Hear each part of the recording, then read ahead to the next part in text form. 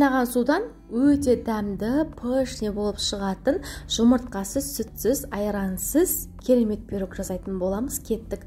Алдымен құрғақ өнімдеріміздің барлығын 53-тен өткізіп дайындап аламыз. Міндетті түрде ұн, какао, қант, разырғы етелді бір ыдысқа салып, барлығын жақсылап араластырып аламыз. Содан соң бөлек бір ыдысқа қайнаған ыстық суды құямыз, сұйық майымызды құямыз, және де осы массаның үстіне жаңағы ұнымызды аз-аздан қоса отырып, қоймалжың керемет қамыр шығарамыз. Мінекей, осы дайын болған қамырымызды формаға құйып, алдын ала қызып тұрған 180 градус пеште 30 минут шамасында пісіріп аламыз.